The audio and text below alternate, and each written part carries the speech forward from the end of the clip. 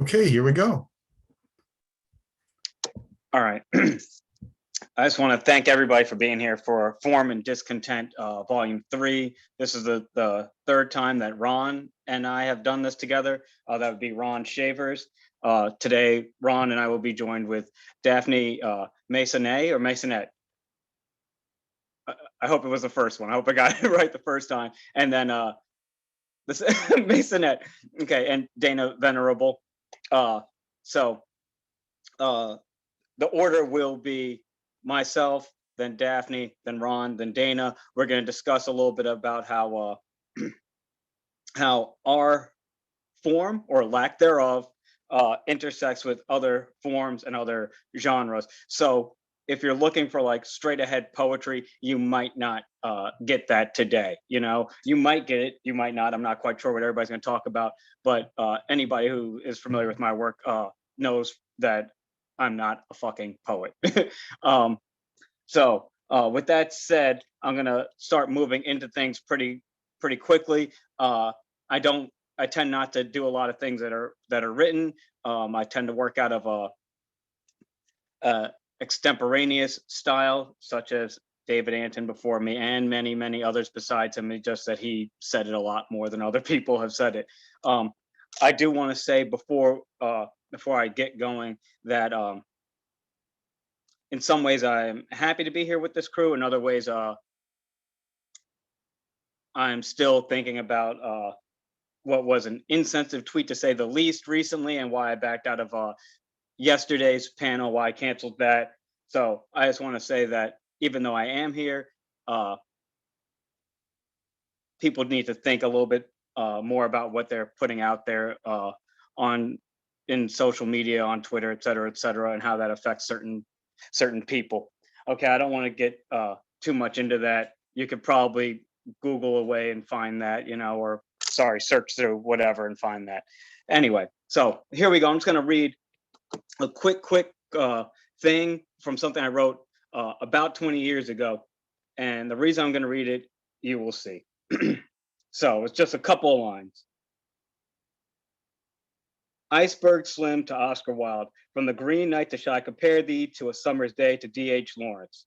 Now, I just point out that the first name there was Iceberg Slim. This was written back in probably 2000, maybe 2001.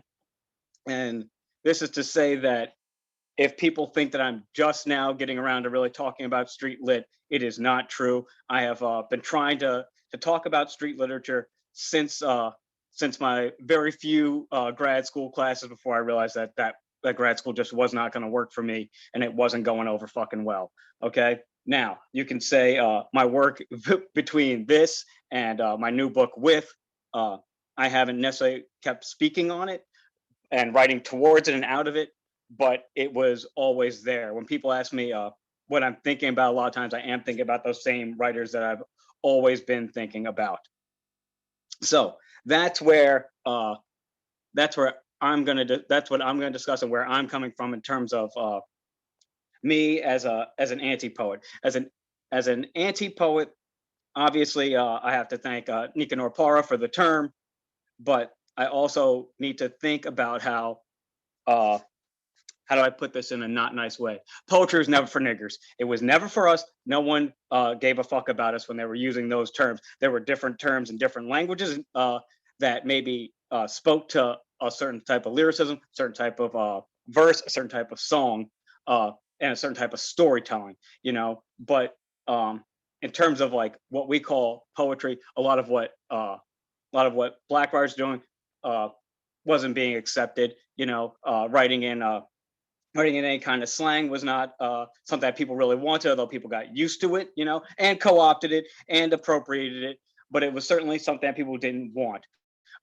Talking about real life situations, or, you know, imaginary life situations, and making them worse than they are or better than they are, also not something that was really put out there. And we said every day, people are teaching a lot of Black literature, but we're not seeing a lot of street literature being taught in these classrooms. You know, you can teach as much Sam Delaney as you fucking want. You're not getting Donald Goines to bounce it out. You're not getting Sister Soldier to bounce it out. You're not getting Omar Tyree to bounce it out. You're not getting any of that kind of stuff. You know, maybe you're getting a little bit of hip hop, but they're not discussing where hip hop even came from, and it came from a lot of these books. You know, same thing with a lot of stand-up comedy. Also was working itself out of these same types of genres. Okay, and my work is also, again, coming out of these same kinds of genres. One of the things I say, one of the things I say is that I'm doing urban nonfiction, I guess, or street nonfic. But there were people before me. MK Asante, Buck is a good example of that. You know, so what I want people to be thinking about in terms of my work and in terms of potential for others' work is to be thinking about what I like to call keeping it realism as opposed to realism, in terms of how we're thinking about the mundane, the everyday, from blue collar perspectives, from urban perspectives, sometimes from Black rural perspectives. I think Stephen Dunn does a good job of that, talking about West Virginia and that different kind of poverty there. You know, but we can't be erasing this kind of writing, this kind of work, and we can't be, I guess, for me personally, really lightening the load for people and making it more palatable to others to read. But one thing I do say is that as much as I am influenced by Donald Goines more so than Iceberg Slim, although Iceberg was the one I pointed out there. We can't offset that with other writers like Sister Soldier. Obviously, Sadia Hartman actually did like real, you know, non-fictional work about the other side of the coin. If Donald Goines and Iceberg Slim were the pimps, Sadia Hartman talked about the hoes, you know. So I think that's somebody to look at, you know. But I think about how in doing a lot of that work, people like the Afro pessimists like Sadia Hartman and Frank Wilderson III, a lot of times they don't speak to the pessimism that was in that street lit, and I think that's also a disservice to us. And that's why sometimes I say that Afro pessimists have not gone far enough. They've done a good job in some discussions of pushing back against some sort of radicalisms and things like that, but I feel like they lose themselves by removing themselves from being close to the street, which I think that me talking about being close to the street is actually me being coming out of the Robert Duncan school of staying close to the occurrence. And that's one poetic idea that I do keep within my anti-poetry, and what I reterm a lot of times as hyperrealism, which is staying close to the occurrence. And it staying close to the occurrence now becoming staying close to the street is similar to another thing I've done, which is we moved from Garcia Lorca's deep song to Jerome Rothenberg's deep image to now what I have as deep reflection. That's where CNF brings us. It's a deep reflection. That's where diary and memoir bring us. But for me, that deep reflection, the reason why I started thinking on that deep reflection was thinking about a lot of street lit, and not just Black street lit either, because there was Jim Carroll doing this kind of work, Delmore Schwartz doing this kind of work, obviously Jerry Stoll, a lot of different people writing out of different sorts of urban settings and the pitfalls of drug use, of poverty, of hustling, et cetera, et cetera. So that's really where I want to leave this, to allow the conversation to open up later, and we can discuss how I've blended sort of street literature and more avant-garde forms and things like that. So we'll just move it over to Daphne, and any questions for me can come along later. Thank you. Thank you. That was wonderful. Thank you. So when I was preparing for this panel, I got really interested in the term anti-poetry, which in all honesty, I wasn't deeply familiar with before. And as I was reading about it, I sort of fell in love with this concept, in part because of its scope. Its scope is just so big. And what I mean by that is, as I was reading, and particularly I was reading an article by author John Taylor. Its article is called The Art of Anti-Poetry. But basically what I was interested in was the fact that not only is it a resistance to stylistic traditions in poetry, but also to the writing process, and also to perspective and the handling of certain subject matter in poetry. So like taking a challenging, surprising perspective. And so as I was thinking about that, and I was thinking about my own work, I thought, that is a way, among other ways, but that is a way to couch my own work into this conversation. So right now I'm working on a collection of poetry. And in this collection, it is really largely about survival, about, life and death survival, about surviving emotional trauma, about surviving everyday disappointments. But the approach that I am trying to take in this collection is looking at survival in its unheroic ways. And so in that way, it feels anti-poetic to me if the poetic thing to do would be to exalt this idea of survival, right? And so I'm looking at survival in this collection as sometimes feeling futile, sometimes feeling arbitrary, sometimes feeling like a passive thing that just happens to us, and even sometimes feeling like the thing that we don't want.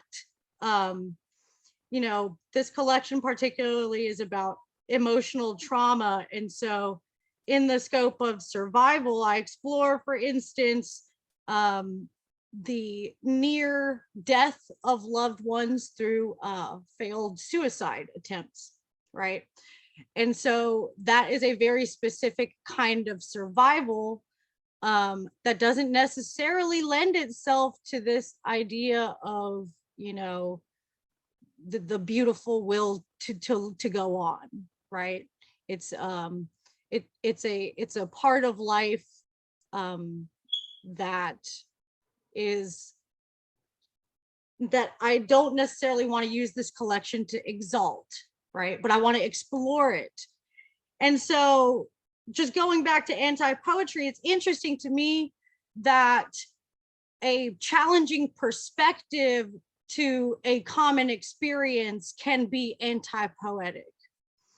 For me, that doesn't necessarily strike me as new, right? And I think that's because that's what I'm attracted to as a reader. I'm attracted to surprise. I'm attracted to perspectives that take an unexpected look at maybe some common themes, right? Like love and loss. But then as I was thinking about this today, I remembered last semester I was teaching a poetry writing class at the University of Memphis. And on the first day of class, we were laying out some basic definitions for poetry. And I had a student raise his hand and refute everything, right? He was like, that's not right. Those aren't the requirements. You can still have a poem without having these features. And I think that he expected me to argue with him. And I said, you're absolutely right. I agreed with him. And I said, we're just laying out common features, but certainly these aren't requirements to make a poem. And then that day, I sent them home with a work by the poet Steve Dalachinsky. He died a couple of years ago and we became friends right before his death.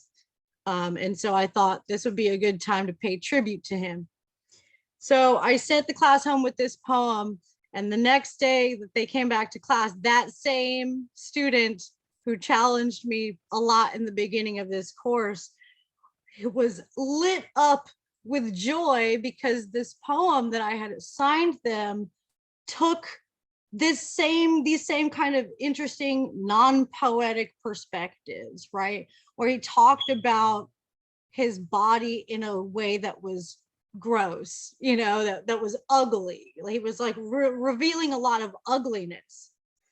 And so this student was very surprised, and his surprise surprised me, right? Because I'm used to that. But I forget that for many people, their experience of poetry is 19th century white authors, and their concept of poetry is very flowery and exalted, right? And I think so that even though things like surprise and challenging perspectives for common experiences don't feel that surprising to me, I think it's important to remember that that actually can be subversive, right? Like it actually is subversive to many readers all over the world. And this particular course is a junior level poetry writing course, but it's also all majors, and it's also,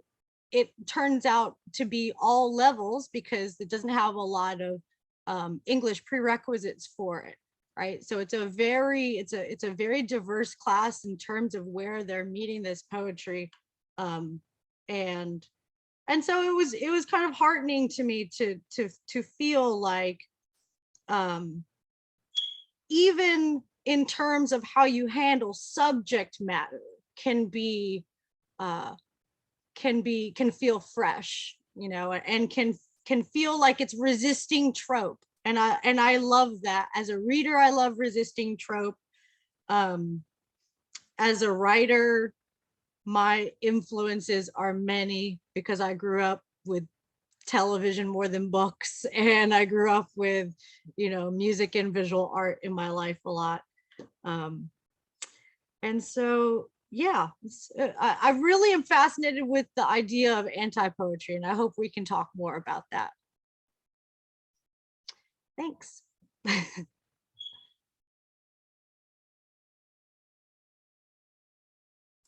Hey, can everybody hear me? Cool. Hey, everybody. Hi, I'm Ron.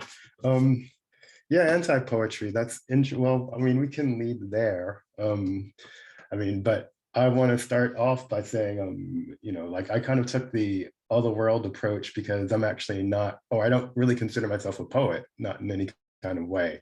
Now, if anything, I'm sort of, right, like I just tend to mix a lot of forms, right? And definitely mix a lot of genres. I mean, for me, it's sort of all just, I started out as, well, I am a fiction writer, you know, so it's all just fiction to me, right? And, you know, it's just really this blending of form and content and just genre, which really sort of excites me most. Like there, like it's funny, lately I've been writing chronicas, which are just, this like, and Kenny and I will probably argue about it because I'll say it's Brazilian or Lusophone and he'll say it's Hispanic, right? Or, you know, like, but you know, I definitely follow or you know, just where, but I really kind of drew this inspiration from something that they used to say in Tropicalia in Brazilian music, which was that everything is music, you know. So I kind of had this flash where if ever, you know, I'm just gonna, you know, you take it from even say something as like wonky as deconstruction, but everything is text, right? So that means it's all fair game. And really that was sort of my approach, just, and, you know, then big sort of just to not necessarily limit myself to just to any specific, as, you know, as sort of, as you were saying, Daphne, any kind of trope, right? And really just to kind of really just open things up. And I found what's really, and just to see kind of the inventiveness, what happens when you do just kind of mash these things together, right? To see what kind of rises to the top. That's part of what I was going for. Sometimes, I mean, you know, it's sort of, every now and then I'll get asked the hip hop question, right? You know, and then as one inevitably does, right? And, you know, at first I would be like, oh, but then I realized that, yeah, I mean, especially if like, I did a book called Silverfish, which has all these different lines and everything from, you know, and some are directly from music and hip hop, like, you know, De La Soul and A Tribe Called Quest and whatever else. You know, like by a quote by Bertrand Russell or like Raymond Roussel or something, you know, and it's just all like there together. And and then I kind of realized, I mean, I was talking to somebody else about it, and you can almost think of it as three ways depending on how high, low you want to be, right? You can say it's sampling, you can say it's collage work, or you can say it's intertextuality, but they all just mean the same different thing. Or I mean, they all mean the same thing. And that's just like layering together all these things to arrive at like a larger meaning. So really that was sort of what I was doing. And and I kind of like every now and then just to describe it as almost sampling, just or aesthetically, right? Like a kind of aesthetic sampling, right? That's on a good day. On a bad day, I'll just call it theft, right? Because really, I mean, sort of what, to go back to something that you were saying, Kenny, which I'm not, when you're like, oh, right, poetry wasn't made for, and I'm just not going to repeat it because I'm going to put on my bougie pearls, right, and just not say the N word, but on something that's going to be on Facebook too, no less, right? Give the Russian bots some other like low hanging fruit, but that's to say, right? It's like but really sort of that notion of appropriation and reappropriation, for me, it's just like, well, let's take it back, right? A lot of these things sort of do come from us. I mean, not necessarily like a sonnet or something like that, but just we do come from strong oral traditions, right? So let's take it all back, right? And I love that notion of just appropriation and theft and putting things side by side, because that's what we sort of always done, or at least in the West, is this mishmash of the kind of cultural mishmash, and then so really kind of like that was my, or that's lately, that's been more and more of my aesthetic approach, right? Is to really take those things and sort of let a critic come out and tell, like, let them fight over the genre or whatever. It's like, as long as I'm just sort of making the work that I want to make, and knock on wood, continue to sort of get it out in the world, right? Like then that's really sort of like my job and my end all to be all. Let's see, a couple more notes.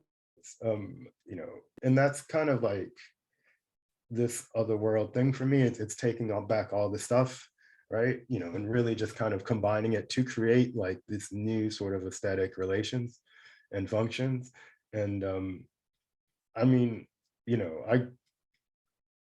I just think that we need to engage in what is called reappropriation, right? And that's just taking it back, because really that's where the creativity sort of, we're all imbibed with or imbued with a certain amount of creativity, like with this creative urge.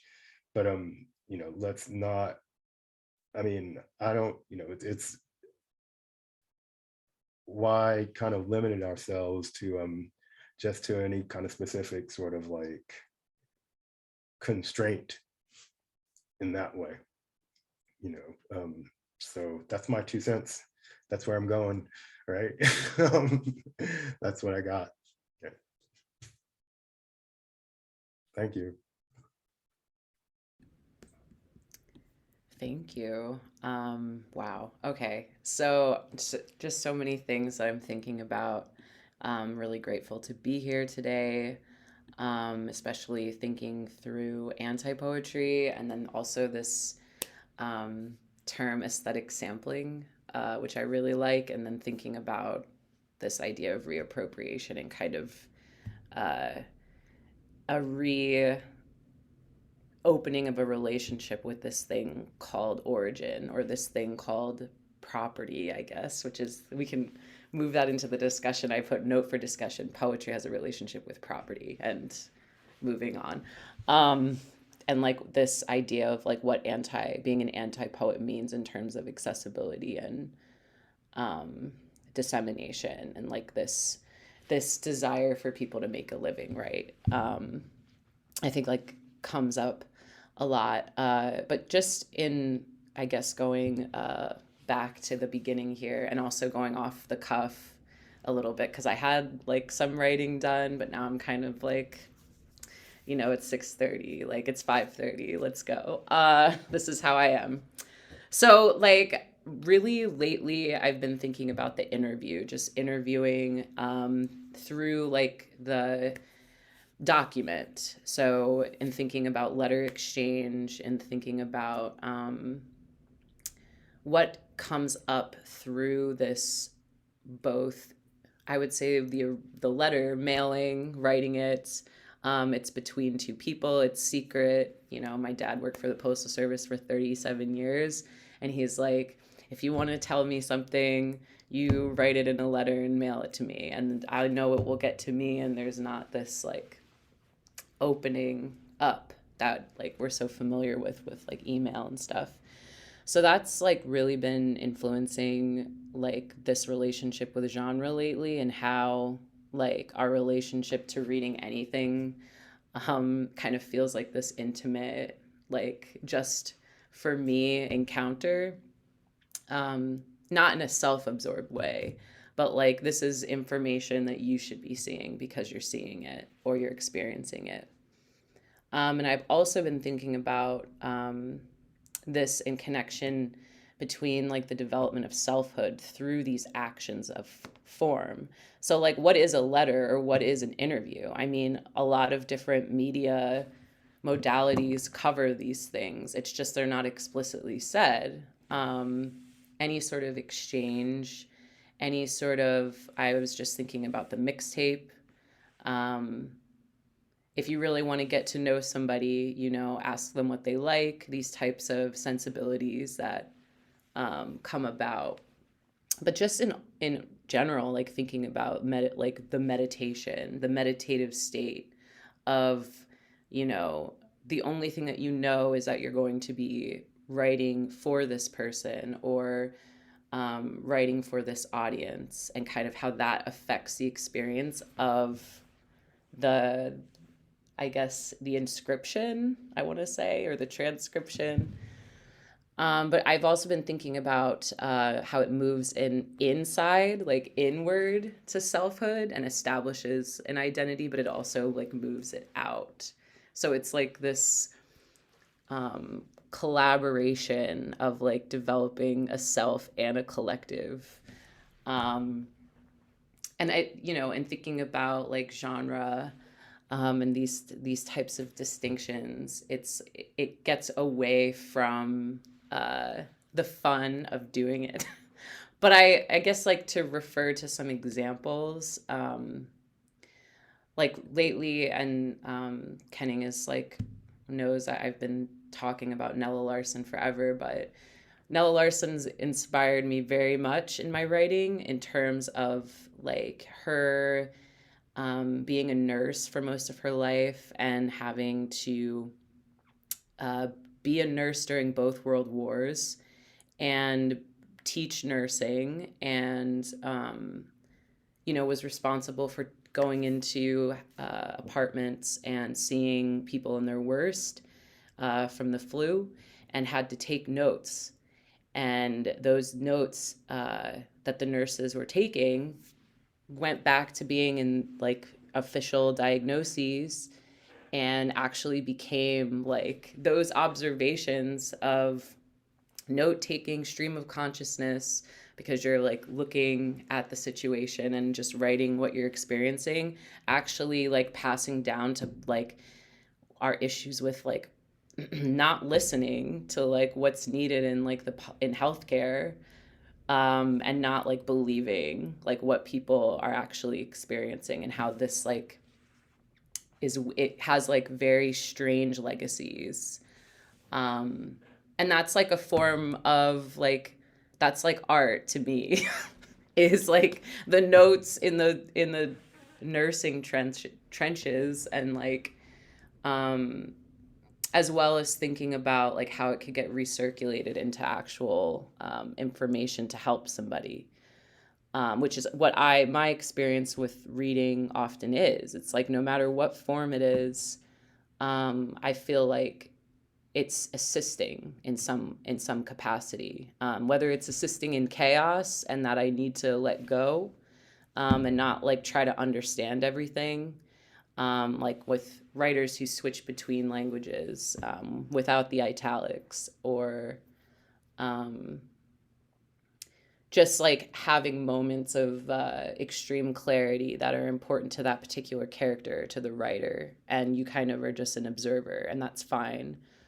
But yeah, just thinking about like this transition from the letter to kind of like this writing for a particular purpose, and how they have a lot of similarities to them. I've been thinking a lot about that.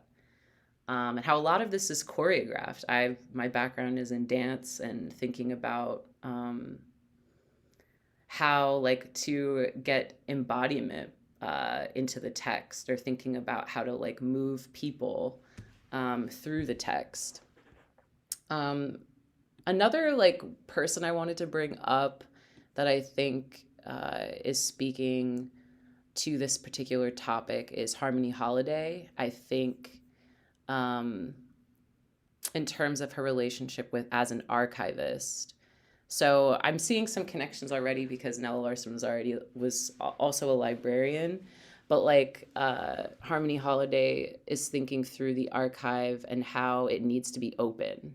Like we need to stop like having materials like in an archive that's like only for like academic elite. It should be open to the public, and people should be able to access materials freely.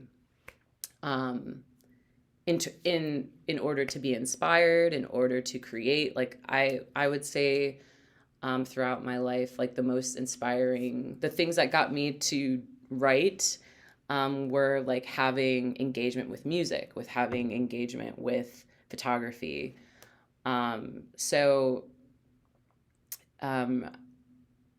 Yeah, I have some, can I share some slides? I have a couple of slides just of some of the pages from her books. Yeah, let's see here. I'm sorry, really quick. Should have a share screen button now. Yeah, hold on. I just hope it works, everybody. Where did the Zoom go? Okay. Oh yeah, kind of. It's gonna work, I think. Ooh, okay. We got it. So, so a lot of people question what Harmony Holiday is doing, right? Because she identifies as like a poet, a dancer, archivist, an essayist, and all of these things, but they all kind of blend into each other. And so I think that her practice is aligned with like how she identifies and develops selfhood. So, and like a lot of these works are like overlapping. Can everybody see it okay? I didn't do it into the big slideshow because I just like how this is feeling right now, being able to move around. There's like things that are highlighted here and emphasized, and there's things that are accidental. So it's like this accident, but also, there are certain reasons why certain documents are brought together. And then like these juxtapositions of, she'll be writing about a poem over here, having a poem, or like writing about a particular memory, and then have these like quick shots of like a model with a gun, and like how that disrupts visually like what you're probably supposed to be doing, is like reading left to right to like, okay, now I'm experiencing like a moment in history that I want to know more about. And so kind of like this disjointedness of it that is appealing to me. But then like there's a lot of there's a whole work called Go Find Your Father, where she's just writing letters to her dad, who's deceased and a musician. So using the letter as a form of poetry, I guess. But the most like intriguing, and the one thing that I think really shapes work is just the influence of like the mixtape and the playlist. So at the end of like, and within some of her works, she just has like her favorite jazz recordings and just a list of them. And they don't have like necessarily a connection per se with like the rest but like it's like everything. Like I was like, this is amazing. This is what you think your like the best jazz records are of all time, and that is like a letter that is like um an arrangement of thought and experience. Like this is like, why not this, you know? Like this could have just been it, you know, and it could have been online or something. um so and then like thinking about how she moves from kind of the names of songs and then lists just like the different types of blues. um but like yeah, like so freight, I could get into this, we can like talk about it more, but just like yeah, she's doing some interesting things here that are very like reminiscent of kind of like what you would write or collect in a journal or a diary. But it's like also like really interesting, like this repetition of like different types of blues, but you have to know that referent. So this like one last thing, like this commitment to citationality here is great. um and like and then just also her Twitter presence is like does a lot for me, because I feel like as a writer, like I like to see content. I do, like I like to listen to music, I like to see things, I like to see people move. And so these like historical moments that people may not know, like Catherine Dunham teaching James Dean, people might not know that. I think people should know that, and so does Harmony. And I think that that's also a part of like this idea of like the inner world and the outer world kind of moving back and forth, because that's, you know, a lot of people just don't know that. But like another thing too, like lastly, double lastly, is the point about theft, because that's like a huge accusation against Nella Larson, is that she was a plagiarist, because of her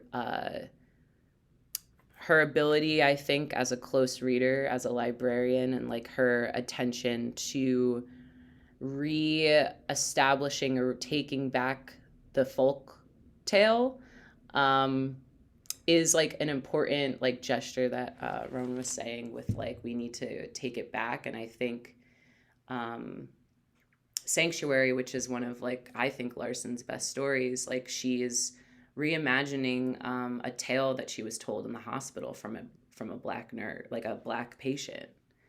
Like she just was it was a story that she was told, it was part of the oral tradition, and she was just like reimagining it. And then she was accused of plagiarism from a British writer for stealing her short story. So it's like this like weird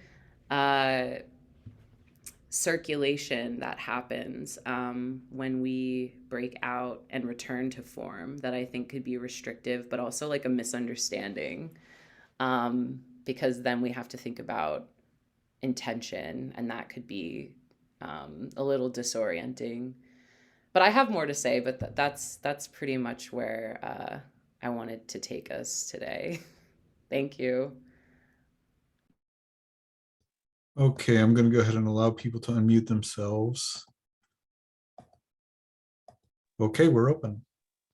Okay, so but before we get into the Q&A, I think I do want a little crosstalk here, you know, amongst the panelists.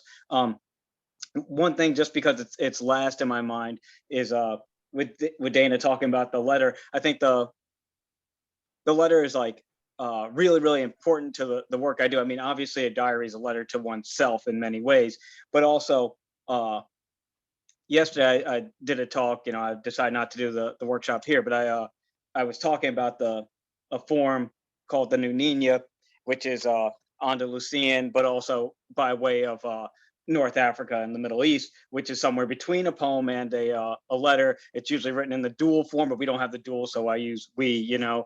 But it's a really interesting way of thinking about letter writing, where it's kind of artistic, it's kind of not, you know, it's sort of a love letter, but there's definitely a lot of sarcasm in the New Nina, often, especially between Zaydun and Walada, that's like, they kind of diss each other a bit in some of those. So I think that's really interesting. And I also say, people are Proust half steppers and they don't read his letters. His letters are some of his best work, to be honest, you know, but I will tell you to read every last word the man ever wrote, but that's just me, you know. So I really appreciate like somebody bringing up letters.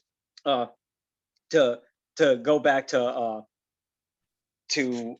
Daphne, it's funny you bring up Steve, because Steve was one of the first people I did we were both at an open mic in New York City. It was like one of the first open mics I did in New York City. And he was reading a piece. He was like, this shit isn't working. He stopped. And I was like, I guess you can do that. And it like really changed the way I like did readings after that. Cause now I definitely will just like stop a piece. And then I'll open this up because I think it'd be important for all of us to talk a little bit about song. I think song work is important. Like, I mean, anybody who's read With, it's like DMX, Tupac, Ice Cube. I tried to really bring it back to like this, a growing up place for me, but also the fact that people still play this music often enough. I still like hear it around, you know, it's not like it's dead, you know. And Ron knows I've talked about 2 Chainz and other form and Discontent things. But anyway, so maybe if people want to just kind of chime in about songwriting. And also songwriting is oftentimes a bit of correspondence in of itself, the diss track being the the biggest one. But anyway, so I'll let everybody speak amongst themselves.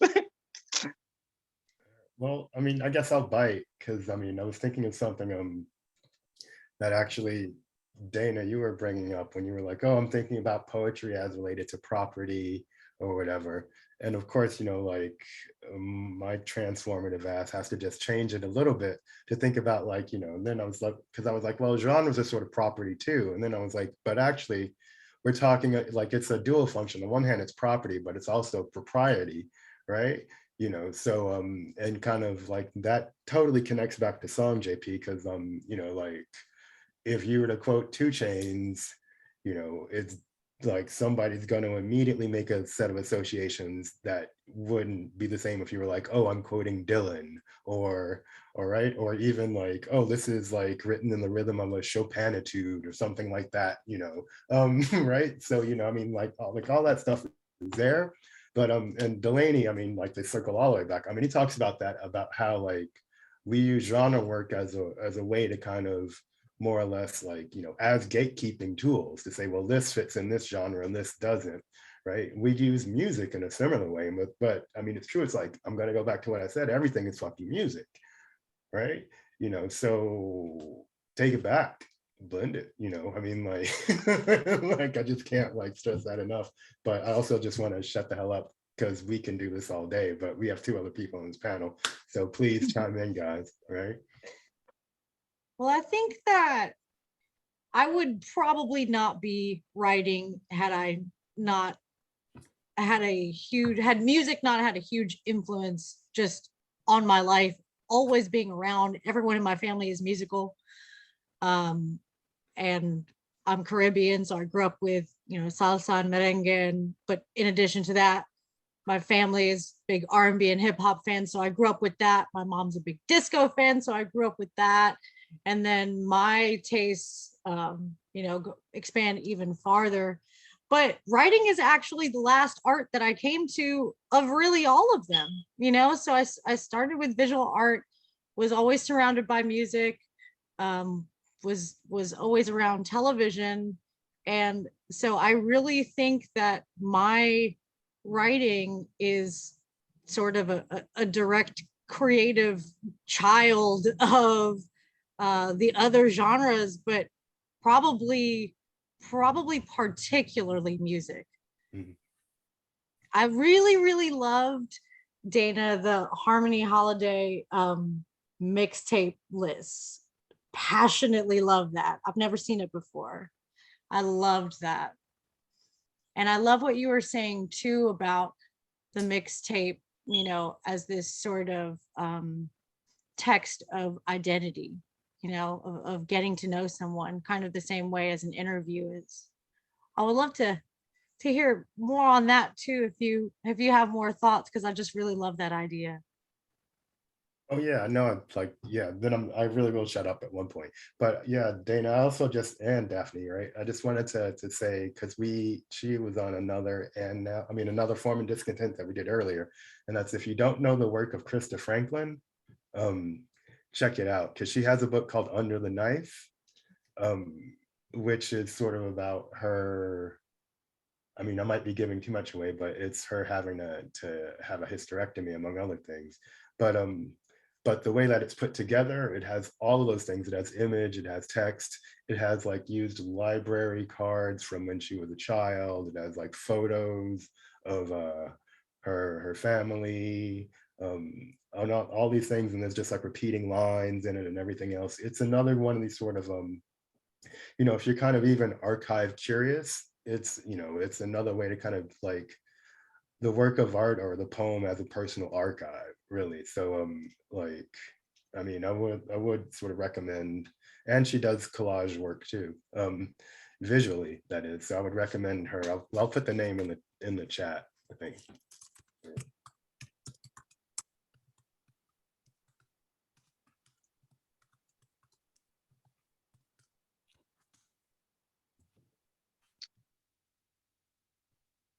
All right.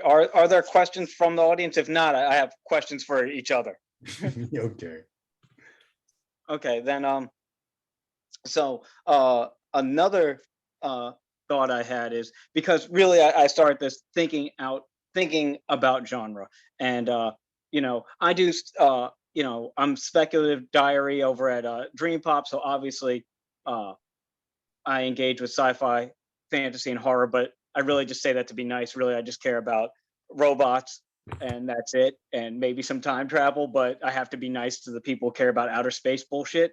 But so I want people to, if you have any input about genre in general and how that works with you, sometimes even from a movie perspective, more so than reading, because I will admit that I've watched a lot more sci-fi movies and things of that nature than I have read sci-fi, and like I wouldn't be here without like RoboCop, but I can't tell you a sci-fi book that hits me that way. So I'll just open that up. And I know Ron's Silverfish is speculative fiction.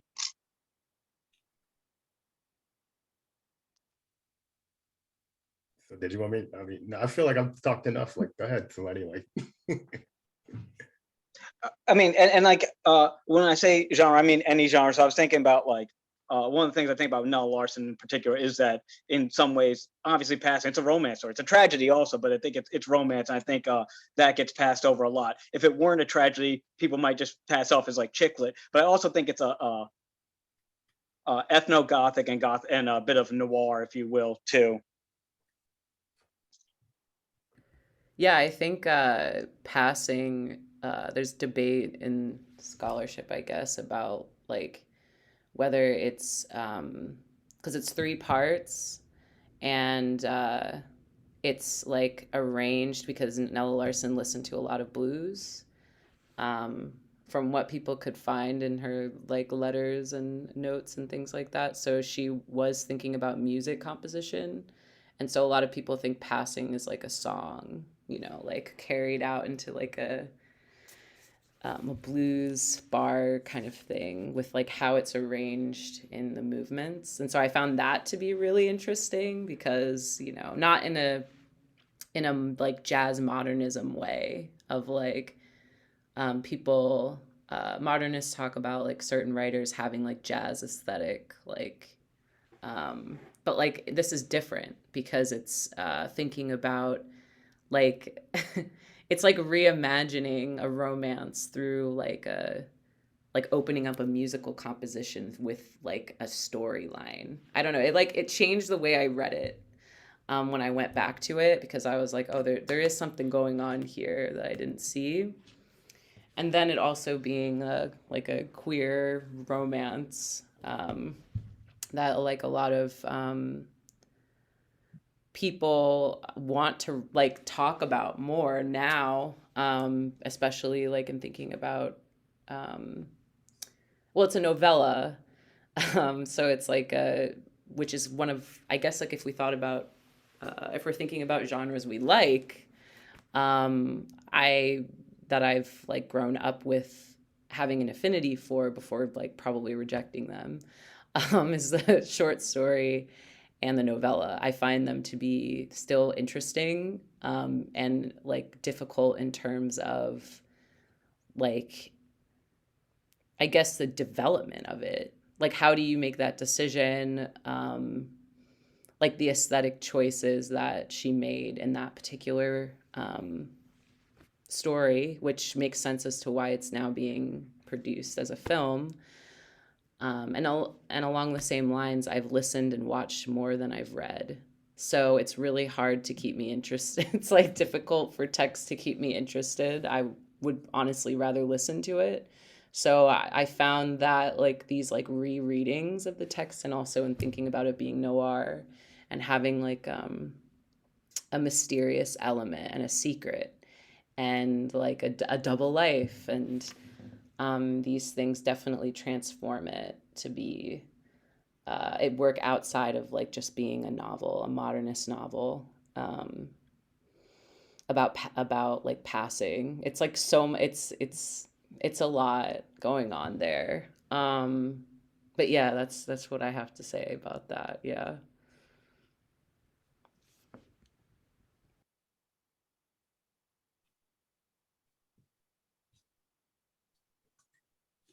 Question from the audience?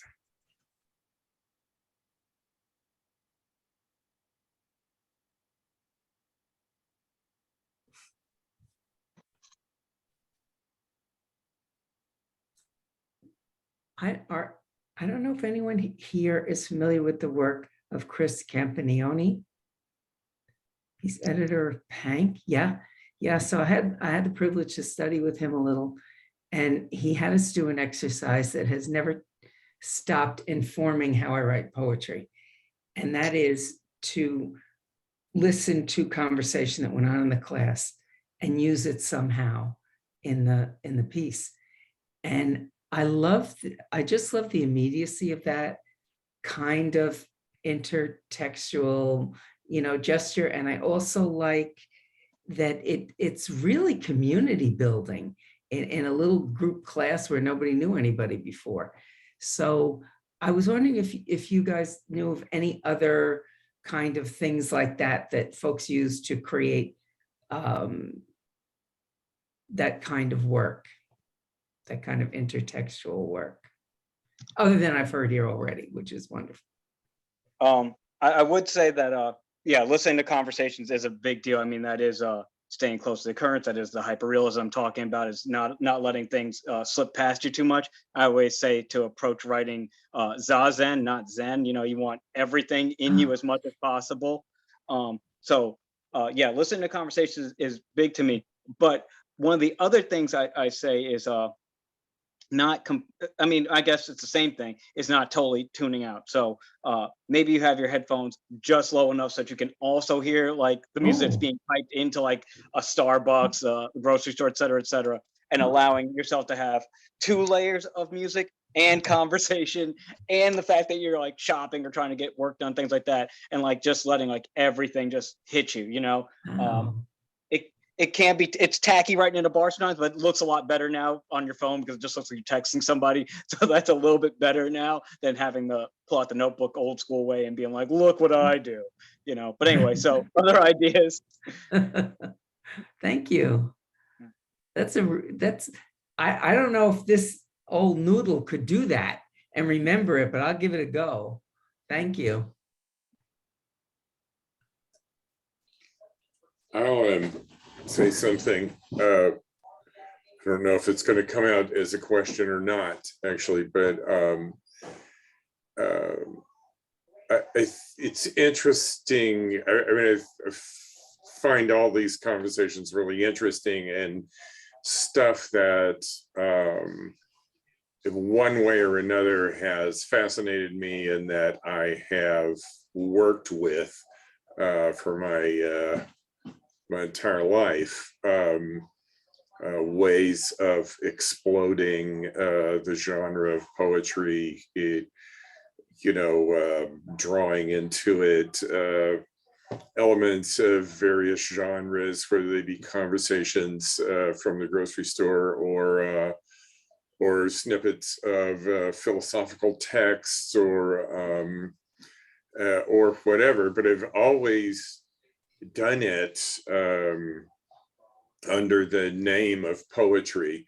I mean, I've always considered myself a poet for doing that. I guess what I'm wondering is, at one level, is if in fact it isn't, kind of the poetic tradition. I mean, whatever the fuck a poet is, who knows? But if it isn't poetry that actually has the tradition of this sort of mixture. I mean, and I know fiction does too, and I write wild fiction too, and sometimes I don't really know the difference. But there's another thing, sort of unrelated, that I was talking to Rodrigo Toscano about the other day, and Rodrigo and I are two people who are, thoroughly invested in, I don't know if you want to call it poetry, but we're thoroughly invested in it, whatever it is. And, but we don't work in academia. He works in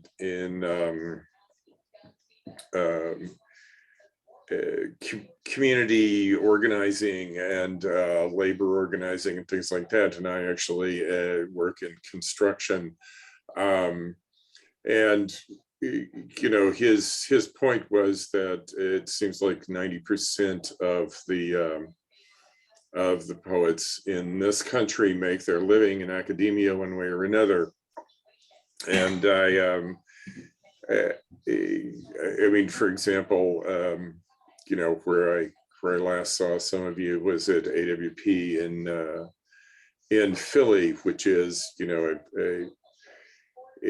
it certainly has its, I mean, the conference is fun and great and diverse, and but it is organized around the concept of a writing program, associated writing programs. They changed the name, but they didn't change the acronym.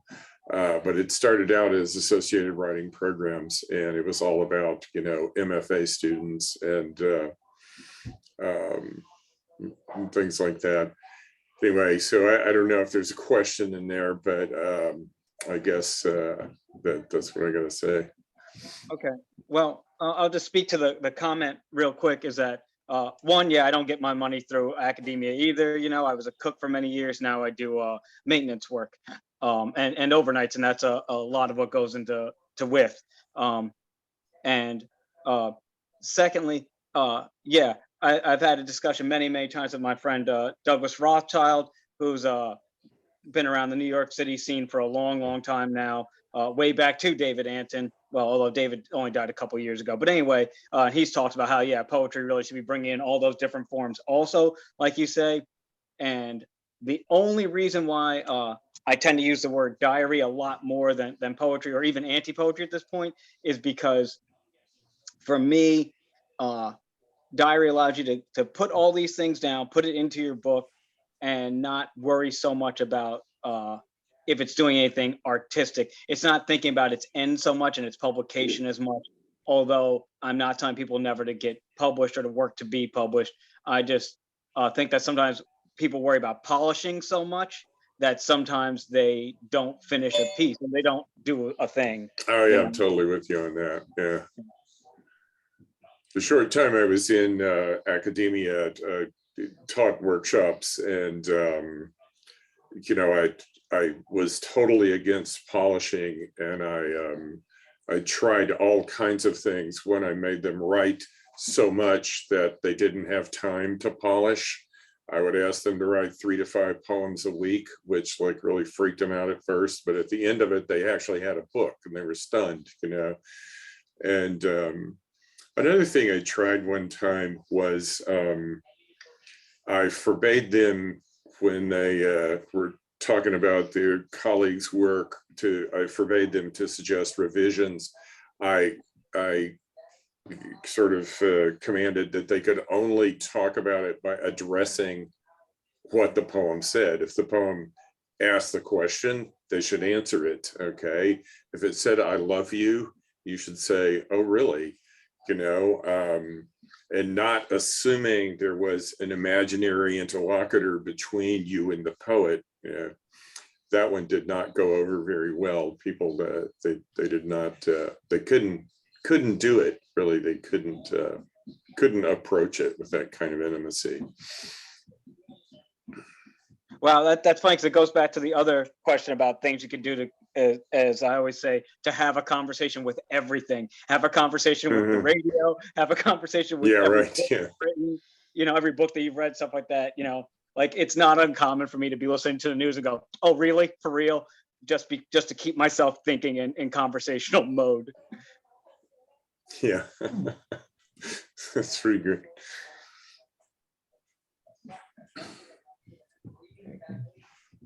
Any other questions, comments? If not, then I guess we can call it a night. I was just going to say something real quick. So I've always thought of, you know, myself as being a poet and poets being kind of radical or on the fringe. So this idea of like the anti-poet seems even more radical and on the fringe, but it has the implication of the poet. So I was just like, it's kind of like I don't know if it's a question, but it's just like kind of mind bending. And I was thinking all about the role of intimacy and who's speaking to whom, who's overhearing the conversation. So I just love this whole anti-poet idea. I just like rattled me a little. I guess I will say, in the anti-poet is absolutely trying to be radical. I mean, politically radical. I mean, you have to look at Nicanor Parra's work and what he's talking about. There is no anti-political anti-poetry is what I would say, you know, even if you're coming down to writing about just the body itself, you know, because the personal is political too. But I think that's something to really think about when you're thinking about anti-poetry. So definitely look at the work of Nicanor Parra. Unfortunately, Elias Petropoulos isn't really translated much, you know, but I will say that sometimes the term anti-poetry is used with people who are maybe more anti-artists or non-poets and not necessarily anti-poets. I will say that anti-poetry really comes out of a lot of those Chilean struggles that were going on around him. And for me, I felt like that was a good place for me to begin in dealing with, you know, struggles of Black people, queer people, et cetera, here, that I needed to like stop working on certain types of work and to start thinking about certain things. And then I started, you know, blending a lot more things together. But I'd say definitely look at Nicanor Parra's work. Edith Grossman has written a lot about his work also. You know, there was a review of With that kind of speaks a little bit to the political being a big part of anti-poetry also. So I will say that, yeah, poets are radical. Anti-poets, I think, try to be even more radical sometimes when they can. I mean, however few of us there are, you know. But yeah, it's something to really think about. And it to do a kind of an American thing about it, you know, it's like Amiri Baraka was like, you can't do any more love poems, you know, kind of thing, you know. And anti-poetry also was really trying to get rid of a lot of sentimentality. Although I will say anti-poetry like 2.0 or 3.0 I'm at now, it would say that the love can come back because so many people have done love or have been anti-love that now the anti-poet gets to be a love poet again. Thank you. Just as we close, let me put in a plug for our international feature on Friday night. Features, two of the features are Chilean indigenous poets who work in some very interesting forms and anti-forms, sometimes working in indigenous language, and going to kind of have a little talk about the state of Chilean poetry today. it's always been, you know, a very politicized poetry there. Yeah. And we definitely want to get Dana's thoughts before we get out of here too. Oh, okay, Okay, really quick. sorry. I just no. I Oh, I thought you had some thoughts. I appreciate it.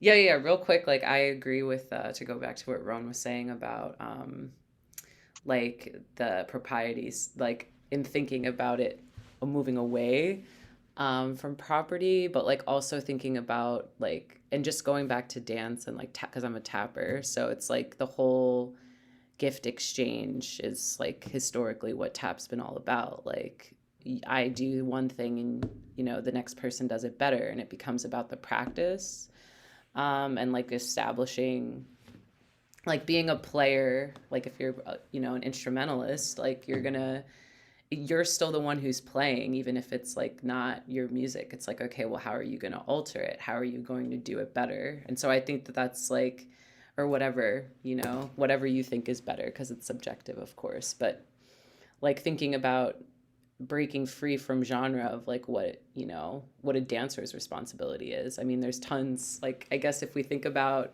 going back to what Kenning was saying, that poetry wasn't like for Black people, like, you know, in terms of its tradition and what people think its tradition is. Like, I think about like dance in the same exact ways, like with ballet and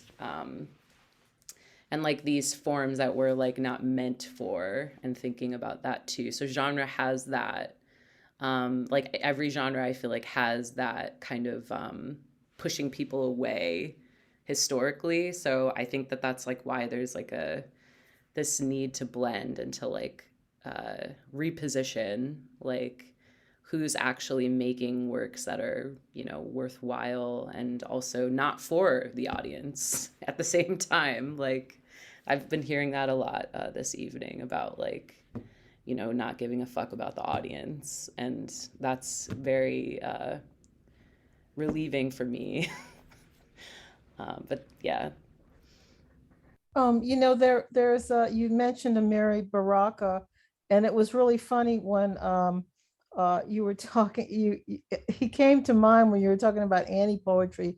A poem I read ages ago called 1968 White Winners. I don't know if any of you have heard of that one, but it seems to encompass to me that whole idea of anti-poetry, and it was written in 1968. And it's a very short poem. And he says, I got up in my black bed, walked around my black house, put on my black clothes. And he's just going on about everything that's black. So you clearly know he's a black person, all right? And then he says, and walked out my black door, and Lord have mercy, white snow. And this is a beautiful political stance. He's centering himself and who he is as a Black poet, which in 1968 was even more unusual. And it's kind of refreshing to hear you guys talking about this. So it sort of is a brainwash for me to make me think about how I can do more stuff like this. So I really appreciate it. It's been good. And just to cap that off too, is that obviously Amiri was you know, stayed close to the streets. He definitely was keeping it realism also, you know, like he definitely was not moving away from any kind of ideas of street level work. Any closing thoughts from anybody else? All right then. Thank you everybody for being here. Much appreciated to my co-panelists, Daphne, Dana, and Ron. And I'll see Daphne, Dana, and Ron, and John, and Bill soon enough in New Orleans, which will be pretty fucking cool. All right. Have a good night, everybody. Thanks. Take care. Good night.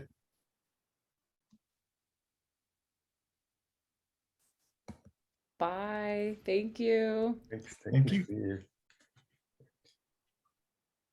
Yeah, thanks. Thanks, everybody. Thanks, Ron.